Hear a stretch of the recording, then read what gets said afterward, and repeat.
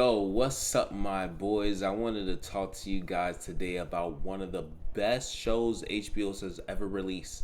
It's also one of the most depressing. I know HBO has Game of Thrones, they have Barry, they even have the fucking Sopranos, okay, and shit like that. But right now, we're gonna talk about a real classic, a series that was only a mini series, man. Something that should have been more. The Night of. Let's get into it. Nah, the night of is really man. This show is really good, bro, and I feel like HBO missed out on an opportunity to even extend the series. Like I know they have a mini series thing, but they could even take 5 year gaps and done other different stories because the way this story is told is fantastic. I don't even think they can make anything like this anymore because it's too what would you say, woke. DEI, as these grifters be saying it nowadays. They did this show probably came out. They probably didn't even hit their radar when it came out 6 years ago. But this shit right here is a certified classic. I had just rewatched the series again after 8 years. It's been 8 years already, bro. That shit is crazy, bro. Nas, man, framed for the murder of Andrea.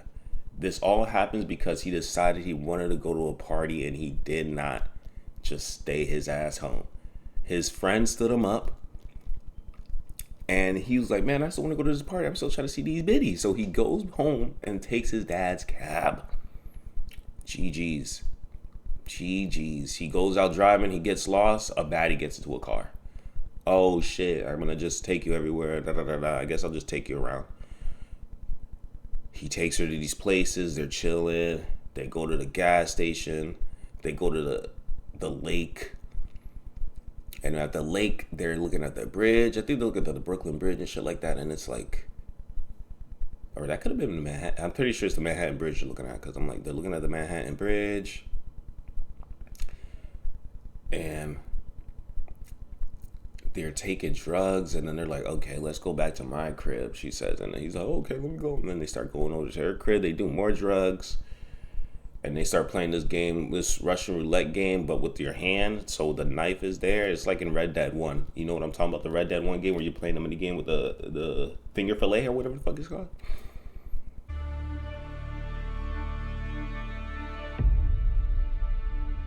What am I not seeing?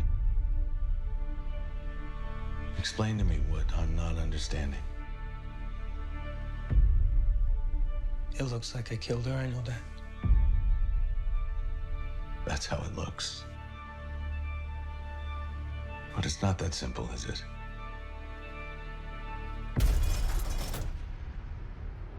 I want to tell you something, and it's the most important thing you'll ever hear in your entire life. Don't talk to anybody anymore. Shut it. She stabs him. I mean, he accidentally stabs her, but she gets turned on by that bit. They go upstairs, have sex. Nas passes out. The next time we see him, he's in the kitchen. Okay, he has a glass of water. He obviously was so drunk, passed out. He was trying to go get some water. Passed out downstairs. He wakes up, goes back upstairs. Oh, okay, I'm about to see you later. Da, da, da. Realize she's not responding. Sees that she's been stabbed mad times. Like, oh, what the hell? Runs out of the house, forgets his keys, and in a panic runs back in the house. He breaks the car. He breaks the window to get, like, the window for the door. He breaks the door window to get back inside, my boy. He does that. And he gets his car keys, but he sees the wound of he sees the knife, and he sees that it's bloody and shit like that. He's like, oh shit, let me grab that. And then he sees the drugs and he grabs that too. I don't know why he did that, thinking that no one would come to the house or whatever, but he did it anyway. He was in a panic. He's leaving. He's driving. He gets pulled over. You know what I'm saying? No, it's not me. And he got pulled over for some other things, smelling like he's drunk. You know what I'm saying? They take him over there and they eventually figure out that it was Nas. Now, I can't tell you every plot point for that because you're going to really miss like key moments and shit like that. But he gets caught. You know what I'm saying? The guy from the show that y'all been watching right now, Severance, he's in there. The one who called out Helly and was drowning her. He's in this show. Fantastic lawyer, man. Fantastic. He gives me he's like a Saul Goodman archetype, but he's not as scummy. You know what I'm saying? He's getting the shit done for really. And it's kind of dope, man. It's very long. It's not too long, the series. I would say it's 8 episodes. But the beginning episode, like the first episode, is like an hour 45 minutes, and the last episode is an hour and 40 minutes. So you're definitely watching movies. You know what I'm saying? But you're gonna be hooked the whole time. I'm not even gonna lie. Once you're gonna see Nas go into prison, bro, and this man start to change, and it's crazy, bro. There's things that this show captures that I'm like, most of these other shows don't capture it like this, bro. And it's only in a short amount of time. Like, in a short amount of time, you're seeing how he's getting turned into an inmate, and like how that mentality, even with him being there for that, I won't say it was a short amount of time. I think he was in there for a couple months. But with him being in there, you see that shit is crazy, bro. He's already shaved his head. He's getting tattoos. He's getting bigger, bro. He's seeing stuff that's happening in that prison system, man, that he could not even expect to see, bro.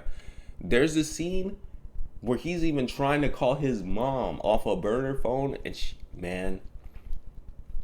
she does not answer, and that shit hurts. I know I'm going all over the place, but these are like things that add into the sequence of the things. Like Nas is talking about, oh, how did I disappoint my mom and shit like that?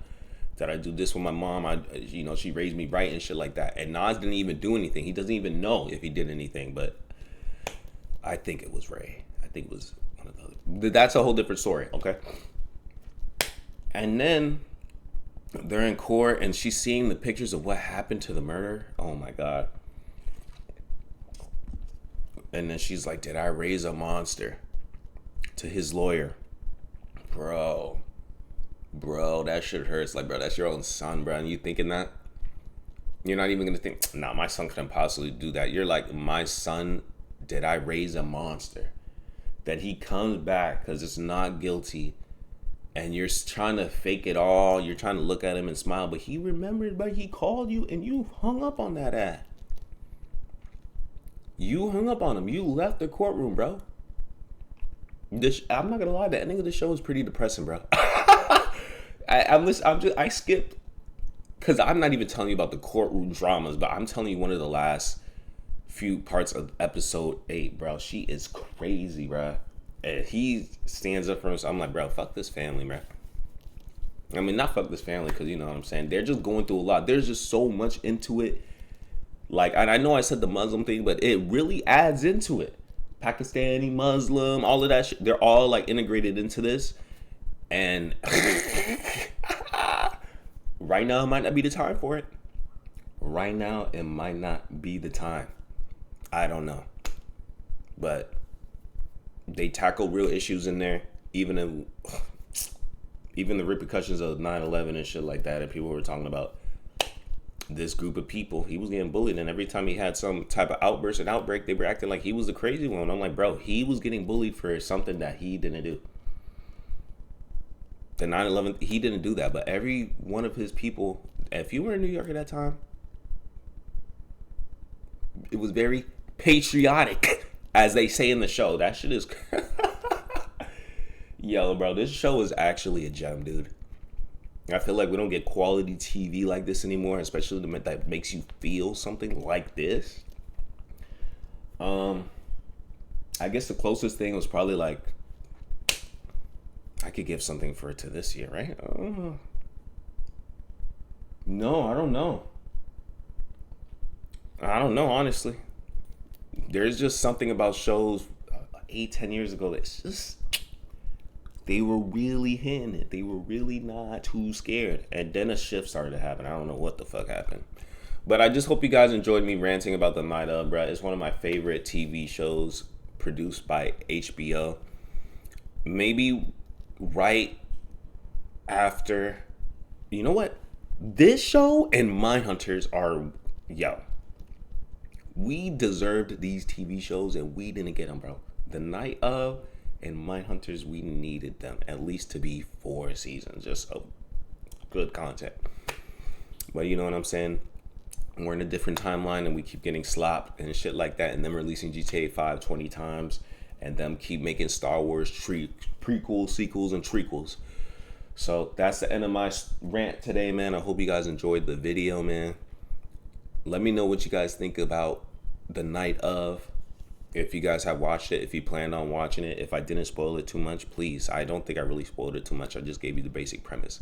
But let me know what you guys think. If you watched it, anything like that, I would love to talk to you guys about it. I mean, it's an old show, but still, it doesn't mean it's bad. All right, I'm going to talk to y'all boys later. Peace. Your left. Arms up. You don't have to talk to me. Unless you want to. You need to understand what happened here. Things just got out of hand. If I'm off, tell me how I'm off. We'll never get another chance. I told you not to talk to anybody.